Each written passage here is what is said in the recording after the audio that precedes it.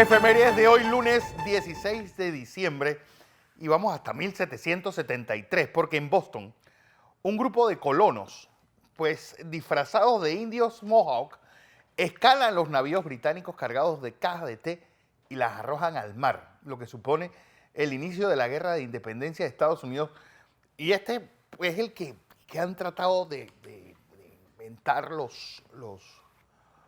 los republicanos más conservadores con eso Tea Party, rememorando pues cuando un grupo de ciudadanos se enfrenta a la tiranía gubernamental y al exceso de impuestos, porque dentro de eso estas cajas de té venían con nuevos impuestos para las colonias y es por eso que realizan eso. Es decir, el aspecto económico siempre prima por encima de lo que todo el mundo diga. Vamos a 1939 porque un día como hoy fallece en ejercicio nuestro segundo presidente, este hombre, Juan Demóstenes Arosemena, pues falleció en la capital coclesana, en Onomé.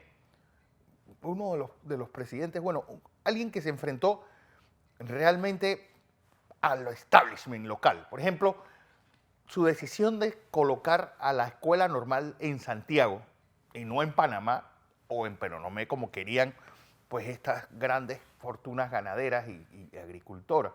Es decir, buscar un punto de desarrollo.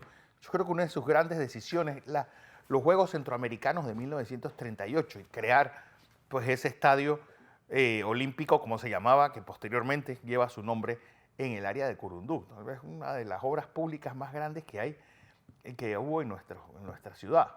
Así que hoy recordar a este buen hombre, pues, y que uno lo recuerda diariamente a los que van al Salón Los Tamarindos, porque es su familia la que está pintada en ese paseo de Ataboga, dicho por ese maestro que fue Roberto Lewis. Vamos a 1944, porque en el área de las Ardenas, en este bosque pues, tupido entre Bélgica, Luxemburgo y Francia, el ejército alemán lanza su última ofensiva. Se llamaba Niebla de Invierno, perdón, y que pues Hitler pretendía con eso llegar hasta el puerto de Amberes y que romper las líneas americanas y británicas en dos y para llegar a una paz con ellos para dedicarse por completo al frente oriental. Bueno, sus generales como siempre quedaron estupefactos. Esto no se lleva a cabo, pero es la operación militar donde más tropas estadounidenses en la historia se vieron involucradas. Bueno, además de 80,000 muertos, solamente superado por el desastre o lo que pasó en Okinawa un par de meses después.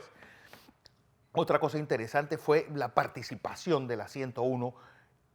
Siempre hablan de esta división paracaidista de la 101 que cae sobre esta ciudad de Bastogne, donde hay un pequeño museo, bastante interesante para los que pues, les gusta este tipo de... Y ahí, pues, ellos resisten el embate de los alemanes, pues, llevada a cabo maravillosamente, bueno, por Steven Spielberg y Tom Hanks en esa Band of Brothers y en diferentes películas. Ya saben que a los americanos les gusta resaltar sus cosas, pero hay algo que no se resalta de esta batalla de Bastoña. Pues el regimiento 333, ¿quiénes eran? Eran todos negros y fueron los que mantuvieron a punta de cañones al ejército alemán lejos de esta ciudad. También una cosa interesante, bueno, a los que les interesa el tema, Anthony Beevor, uno de los escritores más prolíficos de temas de la Segunda Guerra Mundial, publicó pues, hace poco pues, un libro sobre la batalla de las Ardenas. Se llama La batalla de las Ardenas en español, de parte de los Bulge en inglés. Y igual, bueno, Matt Hastings le llama La Odisea del Ejército Americano. Pues hablando un poco de lo que fue el ambiente pues, revuelto, porque esto los toma totalmente desprevenidos en un momento en el cual pues, Eisenhower pues, estaba en Versalles comiéndose sus ostras, que era lo que más le gustaba en el mundo, y de repente aparece pues, esta ofensiva. Otra de las cosas interesantes fue al rescate de Bastoña. El general Patton realiza tal vez una de las operaciones más complicadas y más importantes de la Segunda Guerra Mundial. Mover un ejército entero en un ángulo de 90 grados, llevarlo 200 kilómetros en 2 días, en medio de una tormenta de nieve, en el medio de Europa, en medio de un bosque. Bueno, la 101 dice que Patton no los rescató nunca, sino que Patton siempre ha dicho que los liberó. En fin. Vamos a 1969, porque uno de los hechos más extraños de esos primeros años después del golpe de Estado del 68 se da un día como hoy, cuando se da una especie de contragolpe por parte de la vieja guardia de la Guardia Nacional, y valga la redundancia. Se dice que liderados por la CIA. Yo hablé con el señor Silvera, que fue uno de los últimos grandes miembros de este grupo del contragolpe vivo. Torrijos está en México, por cierto, en un clásico del Caribe. ¿Cómo llega a Panamá? Pues a través de un piloto llamado Harry Eno. Lo trae, entra por Chiriquí. ¿Quién es el jefe de la zona militar de Chiriquí? Pues Manuel Antonio Noriega, y regresa triunfal a la ciudad refutando este contragolpe. ¿Quién era el embajador de Panamá en México? Pues el hermano de José Antonio Remón Cantera. Coincidencias. El hermano de, el que se abrogó el magnicidio de Remón Cantera, Rubén Miró, amanece 15 días después ametrallado en la carretera hacia Chepo, una paria desolada tirada en medio de ese momento. Cosas que fueron uniéndose. Bueno, ya saben que las confabulaciones cuando hay militares de por medio siempre están a la orden del día.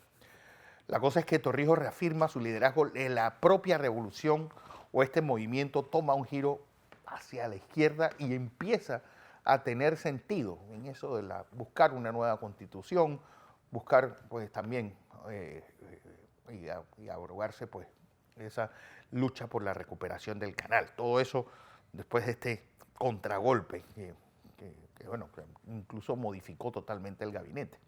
Vamos a 1989, porque un día como hoy, tal vez uno de los hombres más raros de los que había en el centro de Europa, pues, y ese sí era para darle de comer aparte, no solamente a él, sino a la mujer, pues los Ceausescu.